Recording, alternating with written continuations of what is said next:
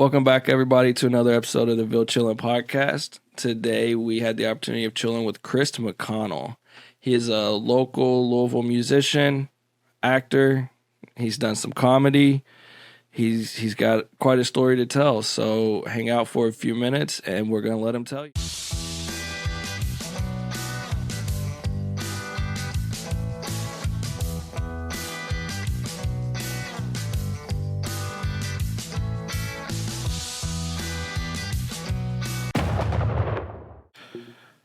All right. So today we are joined by a local Louisville music artist. All his music is recording live using old school techniques, looping individual sounds. We're chilling with Chris McConnell. So how you doing, man? How you been? Good, baby. How are you all, man?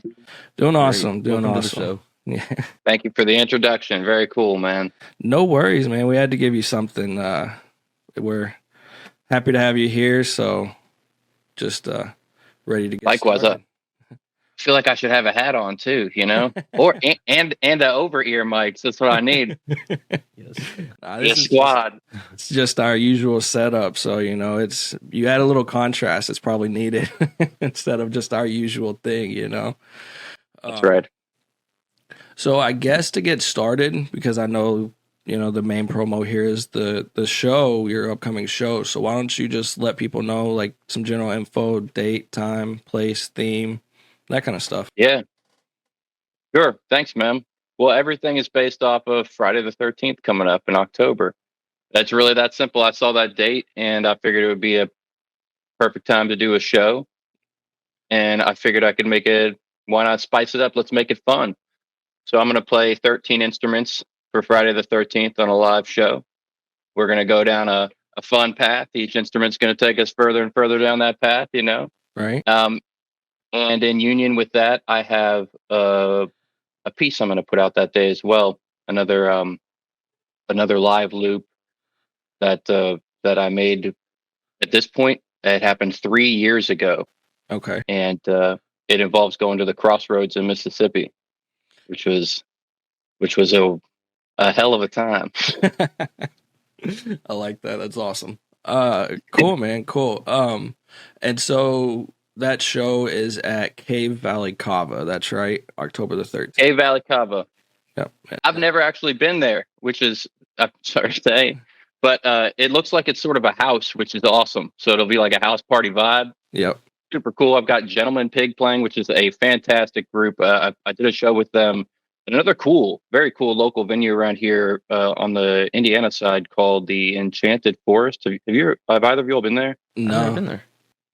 Oh, it's a beautiful like outdoor stage. Got like trees right up on the side and a huge back screen, which I think he had a game of Mario Kart playing while I was playing, which is cool. Awesome. It's a great vibe. But I met those gentlemen there. They're sort of an instrumental duo, fantastic. And then I've got a buddy of mine. He goes under the name Perseverance and Attraction as well, who does sort of an electronic show.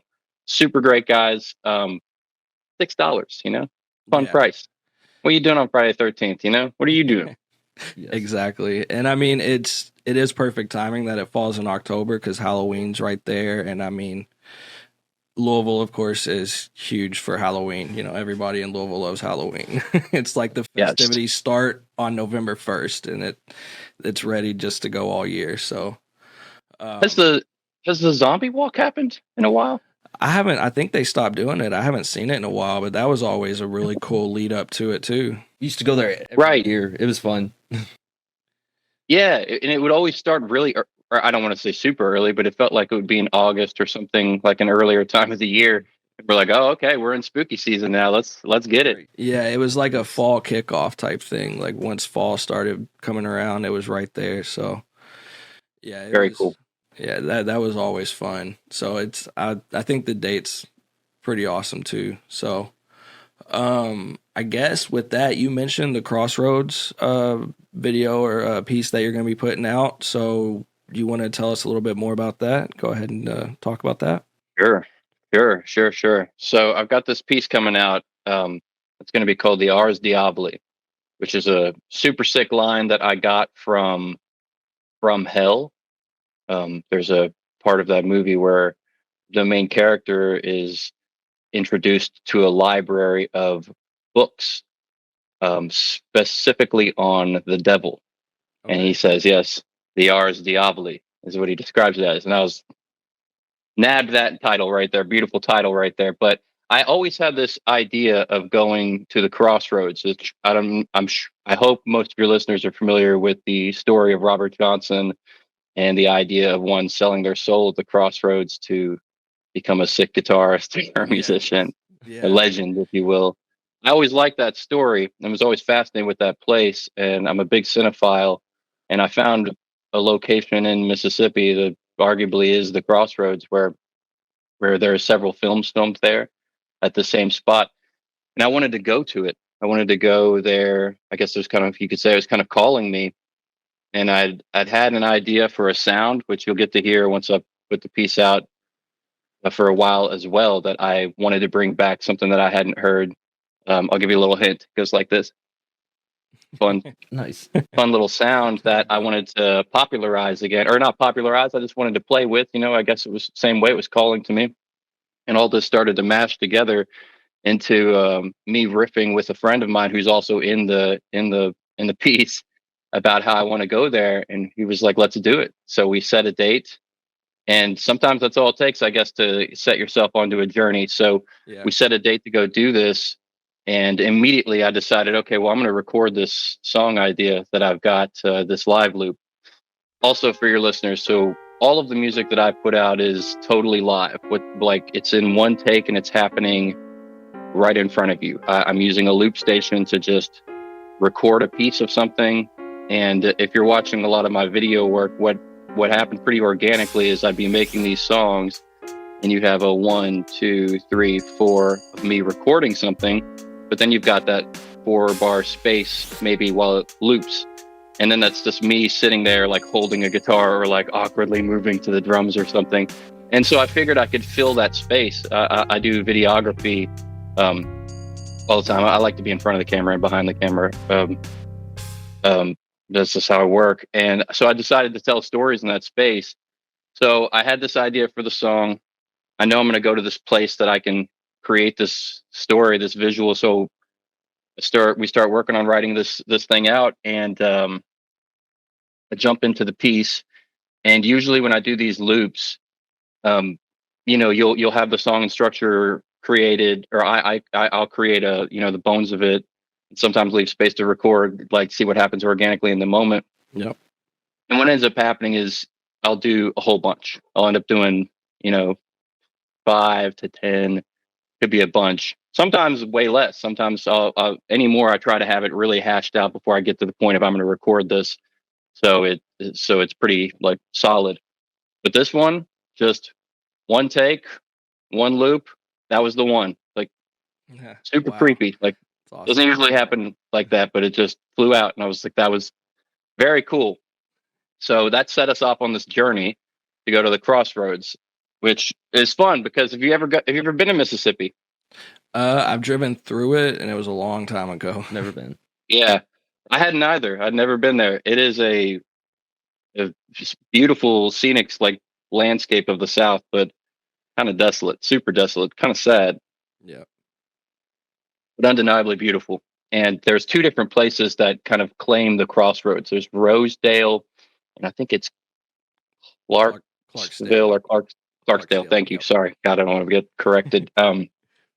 So we stopped at the Clarksdale one, which was nice. That's sort of, I'd say, the more touristy spot where they've got a nice burger joint. I think that was right there. Solid, very solid. And then we headed towards Rosedale, where there was more of the lore. And then finally, this location that I'd found that was in the cut, if you will, to shoot this scene. We got out there. There was a couple farmers we ran into who were oddly understanding. They were like, yeah, people come here. Like we weren't the first people to do this, like by far. They were like, they essentially sat and had a beer with us, like it shot the shit. But it worked out because I wanted to shoot a lot of the stuff in golden hour and into the evening. And so we did. And I learned my lesson as well with shooting in nature. If you're out in the middle of God's land and the sun starts to set and you set up a spotlight, everything within miles Yeah. just was on top of us, and it was a miserable situation. Yeah. But we used it. I used it. It was miserable. So we I'm sorry. Go ahead. I was just gonna say, is that some of what you see in your video that I saw, the return from the crossroads? Is that kind of a Yes. teaser? Yes, exactly. Okay. Yeah. When I made that teaser, I tried to put a bunch of clips of every single piece that I've got sort of in the gun, ready to go, to sort of give everyone a peek of what's to come. There you go. And actually, what's really cool, what I thought was cool about that teaser was there's a thin story that's being told over that. Mhm. I think it's in Sumerian. It's in an ancient language, but it's the oldest story I could find of a person going to the crossroads. So I put it over the story. I didn't. I almost like the idea that you can't understand what language it is. It's Yeah, I spent cooler some to me time that someone's looking always at been it. there. I was trying to like figure out, see if I could tell, and I couldn't tell. So I'm glad you said something because I was Yeah, wondering what it was in. very cool little puzzle piece. So we finish my buddy's mad that I put him through hell, like quite literally almost. And we're we're close to New Orleans. It's only a couple hours further south to get to New Orleans. Mhm. And he's like, why don't we just go down there, make a trip of this, make a couple days of this. So after all of that we just went through, I was like way more than down to do that. So we go down there, we get down to New Orleans, and I told him, I was like, though, before we do anything, I have an idea. I want to go to a voodoo priestess, because I know they do like readings and stuff. I want to see what they say, just because this is a crazy journey we've been on anyway. I don't know. I just want to see if they, Right. maybe they'll give me some kind of cool read or something. So I'm not going to lie. We did stop somewhere before, and I had a hurricane. So it wasn't the first stop. It wasn't, Gotcha. yeah, we ended up somewhere else, Fun but trip, we did. We ended anyways. up, yeah, but we regrouped. We were like, all right, now we're back on the journey. And we went to I think it's called Madame Marie Laveau's House of Voodoo or something like that. That's where we went. And I just rolled up to them, and I took my phone and had it stuck like sort of like in my pocket like this on record, because I wanted to record it all, Of course. just to see like what she'd say. Sorry, lady. Now you're finding out. But um, I set up a bone reading is what they do. They do these things called bone readings, which is wild. And you go into the place, and I hadn't told her anything. I hadn't told her anything about me other than just I would like to do a reading. And so she takes me into this back room, and she's got a burlap sack, and it's full of bones. And she's like, "These are your bones. These are from your ancestors. Um, you know, this is your fate." And basically, like, handed it to me. It was like, "You need to pick some out." There's a sort of a whole selection process going on with the bones, but we do a drop. He's like, "You're going to drop them on the floor, and it's going to sort of create like a read for her." And so I do it, and she gives me one of those sort of theatrical, like, oh, like she starts giving me the show, and I was Yeah. like, okay, right. But then she zones back in, and she goes, "You're sort of stepping over a crossroads right now," and I got chills up my Chills. spine. I was Yeah. like, and I think in the recording I even say something like, yeah, it's cool. I like try to play it off, but in my head I was like, no way, no way, this lady just said that. Um, so ultimately, I took that little clip of her saying that, because I had it, and I put it at the front of this piece that I'm going to put out on Friday the 13th as well. That is awesome. Crazy stuff, man. Crazy That's stuff. awesome. That is awesome. It's wild how stuff like that comes together too, man. Truly, truly. Sweet. All When she right. said that, That's my Friday the 13th, the Ars Diabli Crossroads piece coming out, baby. love that. When she said that, I wouldn't have been able to hold it together. I would have been, Dude, would have been I laughing. know. I really was. I was trying everything in my heart. I was like, oh my, I cannot believe he said that. That's nuts. right. Crazy.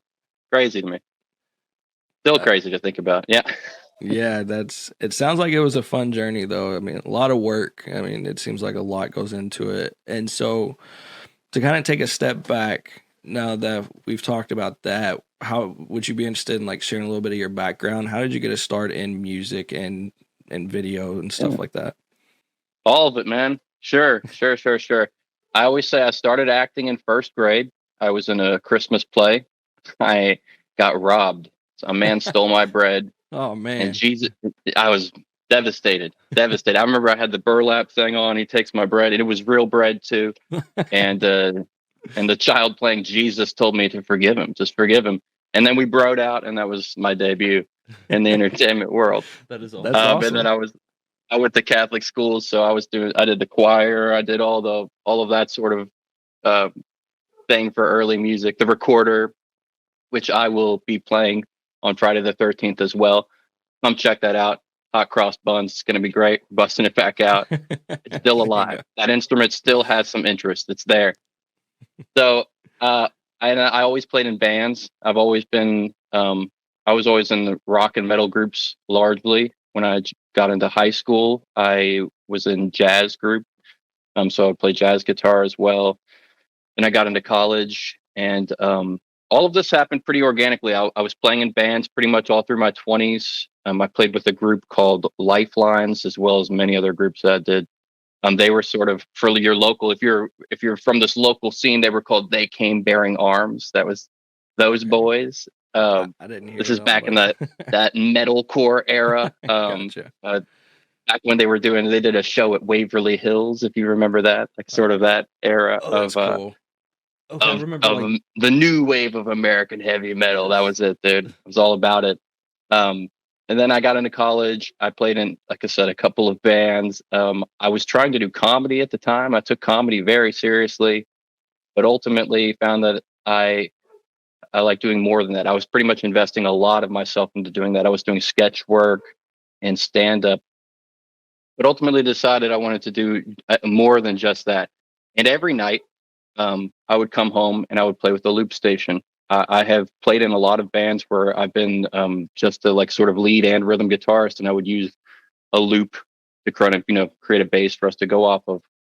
And as I got older and got when I first got one of my own place, I got a piano. I got an 88 key piano, and I loved it. I loved playing it. My grandparents had a piano, but that was the only time I ever really got to play it. And that just started to make me want to learn other instruments. So I started to pull in a lot of other instruments. I had a violin as well. I should also step back a little further. I'm left-handed. I'm a left-handed musician. It's really hard for me to find any instruments. It's a nightmare, frankly. I just went into Guitar Center the other day and was shocked to find that there was only one left-handed guitar. It kind of hurt. It hurt me, man. Hey, I'm left-handed, so it can be a struggle with everything, it feels like. Right, truly. Definitely. It's not our world, man. It's not our world, but that's okay. It gives us that chip on the shoulder, that edge, I guess. So I was always doing that with loop stations every evening, and I started to play shows out again, and I started to busk doing it. I started to go out on near 4th Street. The walking bridge. So I'm trying to say. Okay. I would go down there and busk. I did that just last year too. It's still fun to do.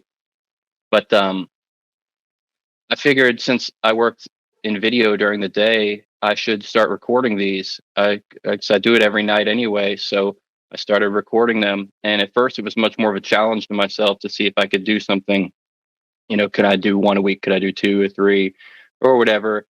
And then, like I said, eventually it started to evolve too, to where I would get visually bored with the idea of you just watching me. Once I play something, wait for a second, and then me play something else and wait. Unless you're riffing off it, there's a reason for you to be seeing a musician playing. I thought I should tell you a story, or I got an opportunity to tell a story. So I started jumping deep down that rabbit hole, deep. No, and I started, that's how all this came together, very organically. Just growing with it, never stopping. I'm not musically inclined at all, at least not like with instruments or anything. I love music, but I don't play anything. But again, when we talked briefly before, I mentioned, I love rap and hip hop and everything. And so the loop station and the drum sounds obviously plays into that because that's how all that started, So Oh yeah. it literally is how modern day beat making got its start. So it's cool to hear that you play all the instruments, but then you also just wanted to incorporate something different. I think it's definitely different, It's not something you see every day. And I Right. was telling him before that I heard like Led Zeppelin and a little bit of like Judas Priest is what came to mind when I was watching a couple of your things. So, Rob Halford. breaking the law, breaking the law. Yeah. um, so, Hell and yeah, man. you've talked a lot about the music videos too, and it sounds like you've kind of already answered it. You do pretty much all of the work yourself. You do the acting, the editing, the graphics, whatever, your props. I mean, everything. Yeah. If unless I always joke, I everything you hear when I do live shows, I'm doing right there, unless it's like a sound effect, like rain or something, because I'm not God, Right. unless people want me to be, but no, and same with the visuals. I just think, I think about being an artist in this day and age and what that means, and we have the capability of creating an orchestra. With one finger, you can hit a button and boom, an orchestra appears. Like, so what do you do with that when we have the capability of doing that? And on the opposite side of like the film, like the world, the visual world, you've never had more access to pro level equipment than before. So we have the power of God at our fingertips. We can search for anything you need. You can be an expert in anything in 10 minutes. So what's stopping you from executing your vision? What if you're an artist and you have a vision, there's nothing to get in your way. And I know that that's hokey. I feel like people say stuff like that all the time. Like, don't let things get in your way, man. But you truly can learn all the skills. And I think artists that do that, you're reclaiming your power. You don't have to worry about checking anybody's boxes on what you want to make. Just make what you want to make. You can do that. You can do that. And I think it's important to show people want to see what you're doing. They do. That's one of my, I love hip hop too. And I love DJs, but I don't want live instrumentation to go away either. That was, I guess, definitely part of the idea of playing live, doing using all these instruments, is because I always end up people asking me about them afterwards. And that's good. I want people to keep playing instruments. I don't want that to go away. Can't lose everything to the robots, Right. That live experience, you can't replace that. Exactly. Yeah. Yeah, so that's awesome. And I kind of thought so by watching some of them that you pretty much did it all yourself, but it's awesome to hear you talk about it. And I completely agree that like in this day and age, there's nothing holding anybody back except the will to do it. Because I've seen people do crazy things with like just an old phone, an old Android or things like that. So I've always been a nerd in the computer sense. So I love hardware. I've done some like coding and stuff. So You do some C#, C+, what are you doing? No, I've done some JavaScript and stuff, but I haven't done that in a long time. I work in data daily though, so I do a little bit of SQL, some SQL scripts and stuff. So that's like big my data day job. Yeah, like somebody says we need to figure out a report to pull this stuff. So it's just that I'm completely self-taught though too. So that was my point with it, is that I don't have a formal education in any of it. I didn't go to college, but I had access to the internet. So I completely relate to your sentiment when you're saying don't let anything hold you back. So yeah, man. Technology. That's beautiful to hear too. Technology has opened the world of capabilities to a lot of people. And it feels like a lot of people kind of feel like artists feel overwhelmed or something. I think it's cool how you've like embraced it, and I feel like kind of put themselves in a box to where they're just gonna focus on music or acting or video, where you've made sure to not put. I'm trying to do it all, baby. Yes, I love it. It's awesome. I like doing it. I like it. There's also a certain, this is weird, but like from a shooting perspective, there's a certain advantage to being in your own stuff, because you know what you're trying to achieve, and you can sort of maneuver the camera in ways maybe that it's like be kind of awkward to do with a person you don't know, or acting with or shooting with. that's not to say I don't love. I do collaborate with people all the time. I just like having something that's mine too. I think it feels important. I don't know how artistically it feels important to have something that's yours, just because we can these days, baby. Right. Yeah. You actually reminded me of a story. We don't have to get into this, but No, go for it. Feel free. you were talking about college and like how you didn't learn any of this stuff at school. And I'm actually not I'm not like very I took jazz in high school, but I'm not very classically taught as a musician. I pretty much taught everything myself. Certainly every instrument outside of guitar has been of my own volition. But when I was in college, I was at U of L, right? This is weird. This is a weird thing that happened. And I want to say maybe my second semester as a freshman, I was debating on maybe I should go to music school, because we have a good music school here. Louisville's music school is fantastic. Mm-hmm. I was like, maybe that would be something that I should do. And so I decided to go talk to a counselor over there. And I told them that I was considering swapping into the School of Music. But the instrument that I would have to learn was violin. And I was asking if it was possible, if they thought, for me to be able to pass the audition to get into music school by next fall, having never played the violin, coming from guitar. Like, did they think that that was possible to do? And the lady was immediately like accommodating. She was like, absolutely. Like, if you dedicate yourself to this and you've been a musician your whole life, there's no reason why you couldn't do that. And I was relieved. It's like, that's great to hear. Okay, well, I was about to start asking her directions on like, what should I be studying? Who should I be, jumping into techniques to learn? And I was like, but first thing I got to do is I got to find a left-handed violin. And she stopped and was like, come again? What did you say?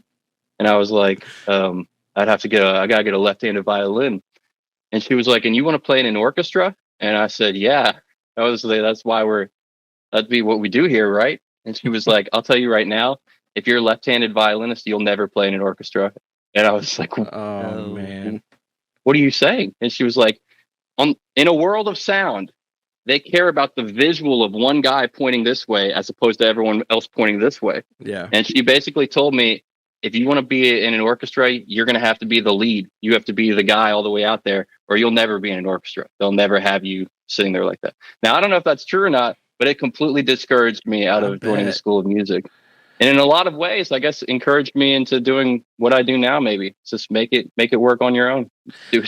Yeah, I mean, who knows what you would be doing? Yeah, who knows what you would be doing if you hadn't dealt with that? I mean, it's always hard to hear something like that, but it always builds us. We always come back and we're like, okay, no, I'm going to show you that I can still do something. Especially that emotions of up and down too, where she was like, oh yeah, you can learn no problem. And then when she says you're left-handed, it was just crushed, man. I know. I was devastated. And then I saw that "just do it" meme from Shia LaBeouf, and I turned my life around, dude. Yes. Changed a lot of people's lives. Yeah. Yes. I turned it all around after that. Oh man, that's awesome. So yeah, wild.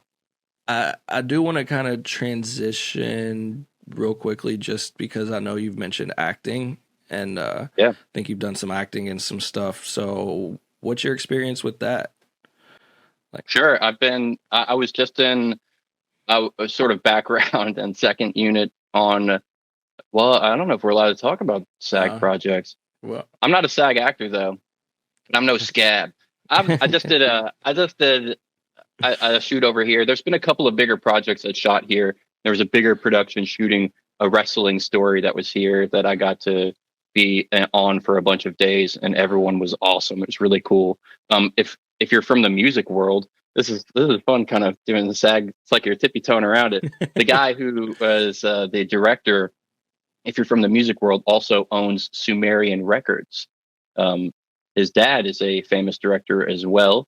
He won an Oscar for the movie Rocky. But that movie was shooting here with a whole bunch of cool people. This year, though, as well, I started doing more commercial stuff. I've never really had any interest in commercials, like advertising and stuff. Yeah. I love people like Bill Hicks, so I have a bad taste in my mouth about Yes. advertising and things. But it's it's money. It's money. It's fucking money, man. I don't Bill know. Hicks, yes. Easy to do. I've done Exactly. some fun projects though. I got to do. I'll tell you a really cool one I got to do a couple years ago.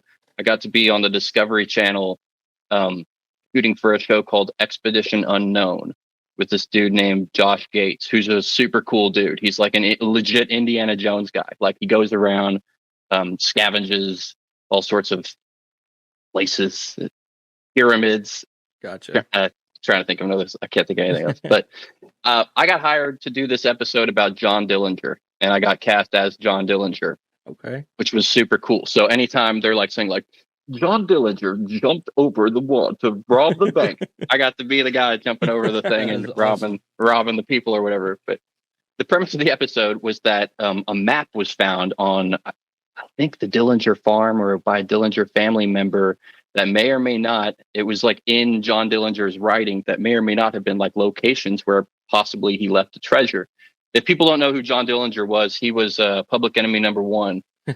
Johnny Depp played him in a movie. He was one of the first bank robbers with like he had a bank gang. He had it's a fantastic character. He's arguably why the FBI was created, because they would rob banks in one state and then cross over to another state, which at the time, no one, like those states weren't talking to each other. So it's kind of forced the government to start talking to each other about like the crime that was occurring. Right. So the idea was that in the episode that possibly he had left some treasure on maybe the family farm and stuff like that. So I get to go and just shoot at all these places that was with John Dillinger's actual family. That was the trippiest part, is being around like in character as John Dillinger. And then you're just standing in front of his great nephew or whatever. And they're just like looking at you like, yeah, pretty, well, that's funny. Weird. So you're the second person from Kentucky to play John Dillinger then. Yeah. Right. I always said if I ever met Johnny Depp, I immediately could go to that. I could be like, hey man, we both got to play John Dillinger. Yep. And a cool thing with that too, he so we shot at the actual prison in Crown Point that he broke out of, Crown Point jail. And they sort of redid it like for that movie. It's but it's very much like a haunted place and a sort of a cool spot if you're into all that stuff. But we when we shot in there, which was cool too, because it was just with a bunch of other prisoners. A bunch of people had left cigarettes around for inmates, haunted like ghost inmates to use. Gotcha. So I took those. And we used those as like in the scene as like money and currency and stuff. Like we were like in a prison. But the way John Dillinger escaped jail sort of famously was he took a bar of soap and shimmied it into a gun, like to make it look like a gun, and like took a guy from the back and was like, get me out of here. Like, you're gonna let me out or whatever sort of thing. Him and a couple people escaped. Johnny Depp, he had a remake of that gun, like that creation, because I think the main one's in the museum, like for that shoot, and gifted it to the prison, and they let me use it. During the shoot, so I got to same one. Run around and hold that thing. And then the last brag about this is that episode peaked with them returning the car that John Dillinger broke out of that jail with. He stole the sheriff's car, which is gangster. He stole the sheriff's car. They returned that car though, and I got to drive around. I got to drive in that car. That was awesome. That was super cool. Very privileged. Super cool car. Weird experience, awesome, man. Cool experience. Sounds like it, man. That's really awesome. You've definitely been a busy guy the last few years, it sounds like, but you're doing a lot of things it sounds like you love. And I mean, from what I saw of everything, like your music and everything, like I think it's pretty cool. So I say, keep doing it, keep promoting it. And yeah, I mean, I guess when your next video comes out, let us know. We can do this of course, again. Man.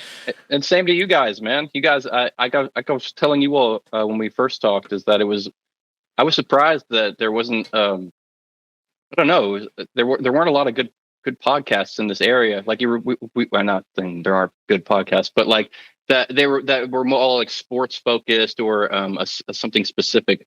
It was nice to find a podcast that was just like about the city and this area and things going on. Like refreshing to find. Thank you. You guys doing it, baby. You're doing it, you know? That's kind of the hope.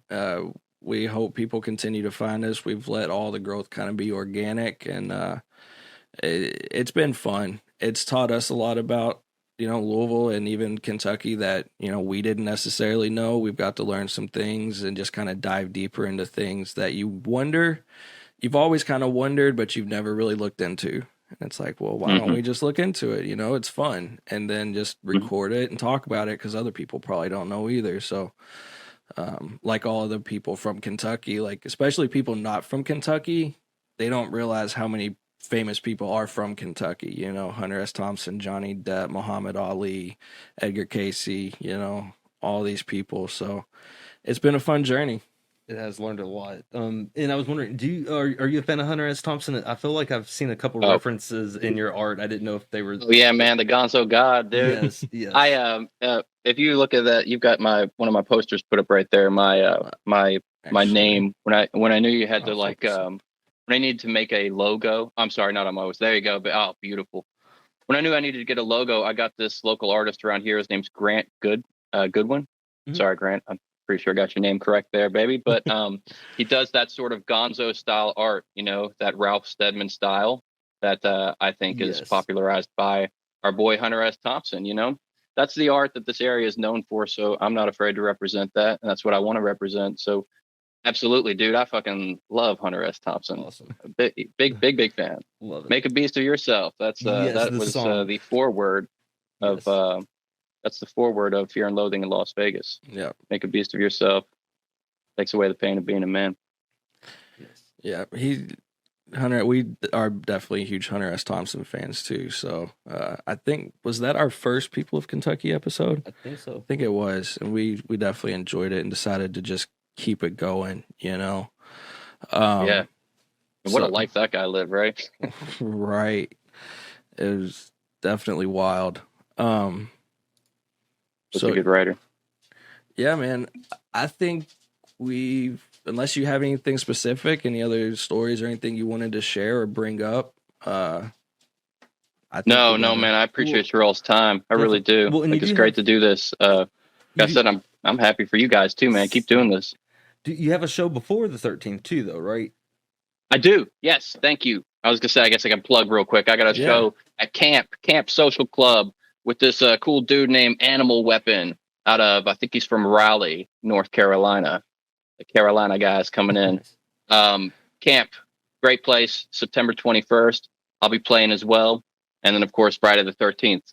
You got, I don't know what you're doing, but come do the thing with me. We'll have a good time. Yeah. I'm going to play 13 instruments for you. It's going to be a great time. Everybody will have a good time. We're going to try to be there, I think. Please. Hopefully scheduling works out and everything, but we're definitely going to make it. We're going to try to be. Yeah, I looked at the place. It's pretty tight. I think it'll be a cool, little tight show.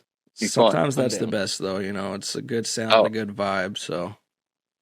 Oh yeah, man. Next time I come on, I'll wear a hat, dude. I'll have my hat, and I'll have my over the phone or my over the earphones too. I'll be ready. We'll be ready. All right, man. Let's go. Well, I guess sorry, what was that? Oh no, I was gonna say after this, I've got I could tell you about the next place I'm gonna shoot at here real soon. It's just a cool Kentucky place. Okay. Tell you about it. All right. So I guess as far as the upcoming show, and we definitely covered a good bit of your history. It's definitely, I find it fascinating because it's, especially music, because there's always a heavy influence coming from somewhere or a lot of somewheres, and so it's cool to hear the story behind that. So definitely check them out. October the 13th and then September 21st, and I guess you got anything that you want to add, man? No, we really appreciate it. It's been awesome. I appreciate you guys, man. I do. This is awesome. All right.